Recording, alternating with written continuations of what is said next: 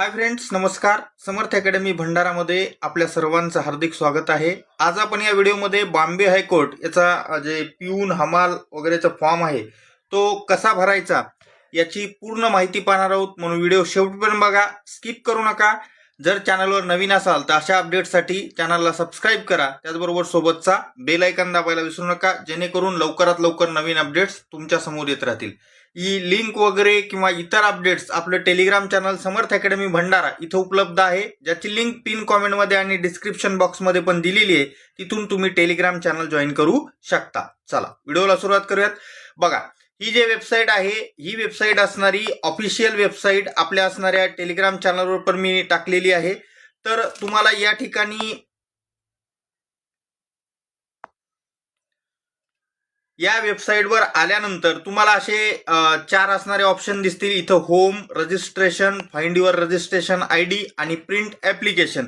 तर सर्वात पहिले आपल्याला या ठिकाणी रजिस्ट्रेशन करणं गरजेचं आहे. त्याच्या अगोदर तुम्हाला इथं त्यांनी इन्स्ट्रक्शन दिलेले आहेत. हे इन्स्ट्रक्शन वाचणं गरजेचं आहे आणि त्याच्यानंतर मग पुढं हे सर्व वाचून झाल्यानंतर परत हे जे रजिस्ट्रेशन इथं टॅब आहे या रजिस्ट्रेशन टॅबवर असणारं तुम्हाला टच करायचं आहे. जसंही तुम्ही रजिस्ट्रेशनवर टच कराल तुमच्या समोर नवीन असणारं वेब पेज ओपन होईल आणि ज्याच्यामध्ये अशा प्रकारचा इंटरफेस तुम्हाला दिसेल, जिथं डेट ऑफ ॲडव्हर्टाइजमेंट, त्यानंतर तुम्हाला इथं कोणती पोस्ट ऑलरेडी ते सिलेक्ट होऊन येणार आहे, पिऊन हमाल फराश, तर या ठिकाणी असणारं हे ऑलरेडी येते. त्याच्यानंतर तुम्हाला या तीनपैकी एका ठिकाणी अर्ज करता येणार आहे. बघा, जसं असणार तुम्ही प्रिन्सिपल सीट बॉम्बे केलं किंवा बेंच ॲट नागपूर किंवा बेंच ॲट औरंगाबाद म्हणजे छत्रपती संभाजीनगर, या तीनपैकी एक तुम्हाला सिलेक्ट करायचं आहे. त्याच्यानंतर तुम्हाला इथं नेम टाकायचं आहे. पहिले तर तुम्हाला प्रिफिक्स असणारं तुमचं जे बी आहे, श्री, श्रीमती, मिस, जे बी आहे ते सिलेक्ट करायचं आहे. त्याच्यानंतर तुमचं फर्स्ट नेम तुम्हाला इथं भरायचं आहे. त्याच्यानंतर मिडल नेम असेल आणि त्याच्यानंतर लास्ट नेम. त्याच्यानंतर तुम्हाला या ठिकाणी पोस्टल ॲड्रेस जिथेही तुम्ही राहत असणार तिथला पत्ता पूर्ण भरायचा आहे. त्याच्यानंतर तुम्हाला तुमचा असणारा जिल्हा या ठिकाणी सिलेक्ट करायचा आहे. जोही तुमचा जिल्हा असेल तुम्ही या ठिकाणी असणारा सिलेक्ट करू शकता. त्याच्यानंतर तुमच्या गावचा पिनकोड जो आहे तो पिनकोड टाकायचा आहे. त्याच्यानंतर तुमच्याकडे डोमिसाईल सर्टिफिकेट आहे का महाराष्ट्राचं, रहिवासी प्रमाणपत्र तहसील कार्यालयातून मिळालेलं, यस, नसेल तर नो. सर्वांकडे असणारच आहे, त्याच्यामुळे सर्वच जण याला यस करतील. त्याच्यानंतर तुमचा ईमेल आयडी ऑलरेडी मध्ये दिलेला आहे. ईमेल आयडी टाकताना व्यवस्थित लक्षात द्या. जसं की तुमचा समजा m1234@gmail.com असेल तर तुम्ही इथं m1234 टाकणार. ऑलरेडी आहे, त्याच्यानंतर gmail.com इकडे लिहायचं. त्यानंतर मोबाईल नंबर असेल तुमचा या ठिकाणी व्यवस्थित टाका. आधार कार्ड नंबर, जेंडर, जे बी तुमचं जेंडर असेल मेल फिमेल ते तुम्हाला या ठिकाणी सिलेक्ट करायचं आहे. त्याच्यानंतर इकडे तुम्हाला तुमची जे रिलीजन आहे, हिंदू, मुस्लिम, सिख जे बी असेल ते तुम्हाला इथं सिलेक्ट करायचे आहे. त्याच्यानंतर तुमची कॅटेगरी इथं तुम्हाला सिलेक्ट करायची आहे आणि कॅटेगरी नंतर इथं तुम्हाला तुमची जात असणारी इथं टाकायची आहे, जे बी असेल ते. त्याच्यानंतर या ठिकाणी तुमचा डेट ऑफ बर्थ, जे डेट ऑफ बर्थ असेल ते डे, मंथ आणि इयर मध्ये, प्लेस ऑफ बर्थ म्हणजेच तुमच्या जन्म प्रमाणपत्रावर बघा तुमचा जन्म कुठे झालाय ते ठिकाण या ठिकाणी टाकायचं आहे.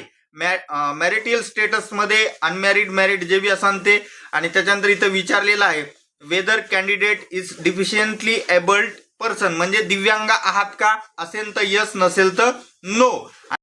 तर पहा, या ठिकाणी जर तुम्ही 7वी पास म्हणजे does the candidate have 7th standard pass marksheet issued by school authority, म्हणजे तुमच्याकडे जर 7वी पासची मार्कशीट असेल तर तुम्ही इथं या ठिकाणी यस करा, अन्यथा नो करा.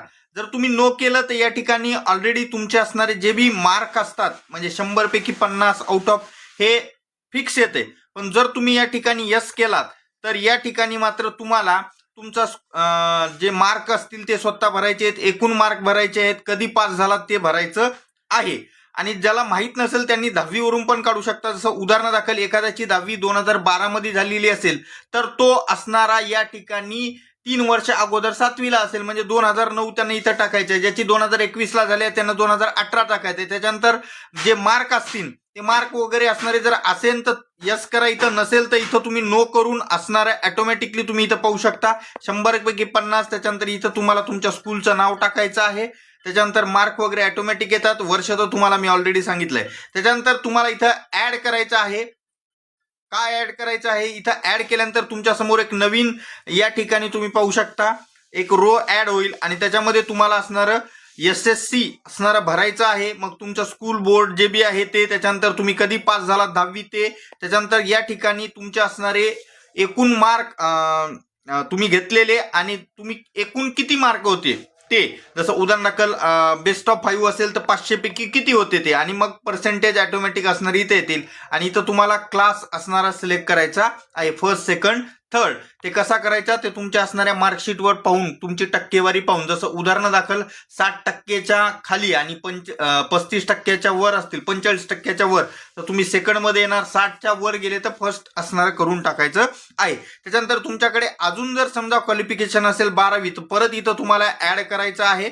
ऍड पहा, मग पुढचा रो ऍड झाल्यानंतर तुम्हाला या ठिकाणी HSC सिलेक्ट करायचं आहे. तुमची जे बी फॅकल्टी असेल आर्ट कॉमर्स सायन्स ते तुम्हाला इथं सिलेक्ट करायचे आहे. त्याच्यानंतर परत इथं तुम्हाला बोर्डाचं असणारं नाव जे बी आहे ते टाकायचं आहे. त्याच्यानंतर तुमचं पासिंग इयर जे असेल ते, तुम्हाला मिळालेले मार्क किती आहेत ते टाकायचे आहेत, एकूण मार्क टाकायचे आहेत. त्याच्यानंतर पर्सेंटेज ऑटोमॅटिकली इथं येतात. त्याच्यानंतर जर तुमच्याकडे ग्रॅज्युएशन असेल तर ऍड करा परत, आणि त्याच्यानंतर खाली येऊन ग्रॅज्युएट, पोस्ट ग्रॅज्युएट जे बी तुमच्याकडे आहे ते तुम्ही इथं असणारं भरू शकता.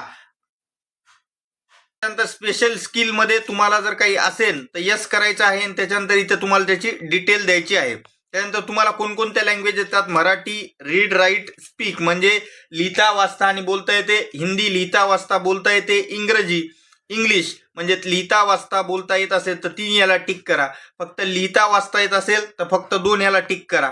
अशा पद्धतीमध्ये हा लँग्वेज नोंदचा असणारा इथं तुम्हाला भरायचा आहे.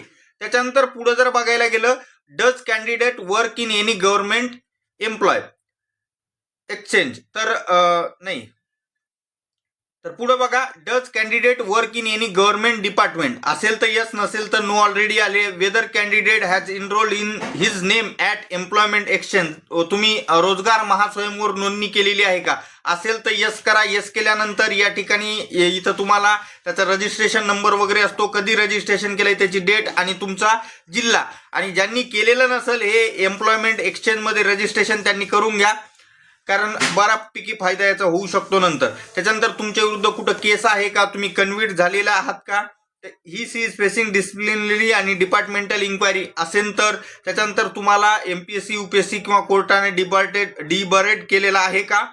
त्याच्यानंतर तुमच्या गावातल्या 2 व्यक्तीचे इथं नावं भरायचे आहेत. या ठिकाणी पहिला व्यक्ती, या ठिकाणी दुसरा व्यक्ती.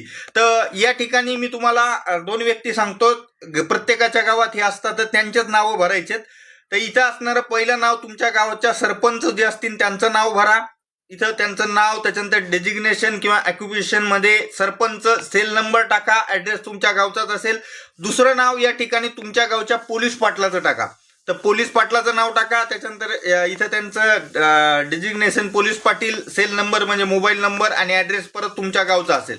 त्याच्यानंतर पुढचा मुद्दा आहे आता पेमेंट. आता इथं पेमेंटची सिस्टम थोडी वेगळी आहे. इतर वेळेस आपण फॉर्म भरताना फॉर्म भरल्यावर पेमेंट करतो, इथं कसं आहे माहित आहे का, पहिले असणार त्या ठिकाणी या ठिकाणी चालन भरून घ्यायचं. तर चालन भरण्यासाठी इथं तुम्हाला या ठिकाणी पाहायला मिळतंय की click here for online payment. तर इथं तुम्ही केल्यानंतर तुमच्या समोर एक नवीन वेबसाईट ओपन होईल. अशी वेबसाईट ओपन झाल्यानंतर तुम्हाला इथं सिलेक्ट एनी कॅटेगरी असं म्हणतंय. तर तुम्ही यापैकी कोणत्या याच्यासाठी अर्ज करत आहात, पिऊन, तर इथं तुम्हाला पिऊन, हमाल वगैरेचं दिसतंय. अशा पद्धतीचं सिलेक्ट केल्यानंतर तुम्हाला परत असा इंटरफेस इथं ओपन होईल, ज्याच्यामध्ये तुम्हाला first name, middle name, last name, mobile number, email ID, date of birth टाकायचा आहे. त्याच्यानंतर तुमचा ऍड्रेस टाकायचा आहे. त्याच्यानंतर एक्झामिनेशन फीस इथं बघा ऑलरेडी इथं भरून आलेली आहे, 1000 रुपये आहे. आणि त्याच्यानंतर खाली गेल्यानंतर रिमिटर नेम म्हणजे तुमचे जे पैसे भरत आहात तुम्ही ते कोणत्या अकाउंट मधून जात आहेत त्याचं नाव इथं तुम्हाला भरायचं आहे. त्याच्यानंतर त्याचा मोबाईल नंबर, ईमेल ID टाकायचा आहे. आणि त्याच्यानंतर इथे तुम्हाला हा कॅप्चा भरायचा आहे. या असणाऱ्या टर्म्स अँड कंडिशनला ऍग्री करायचं आहे, नेक्स्ट करायचं आहे. पुढे गेल्यानंतर तुम्हाला पेमेंट ऑप्शन दिसेल आणि पेमेंट ऑप्शन करायचं आहे पुढं. आणि पेमेंट केल्यानंतर तुमच्या समोर एक असणारा स्लिप येईल, ज्याच्यामध्ये हा SBI कलेक्ट नंबर दिसेल, ज्याची सुरुवात DU ना असेल आणि पुढे 5-6 अंक असतील ते इथं भरायचे आहेत.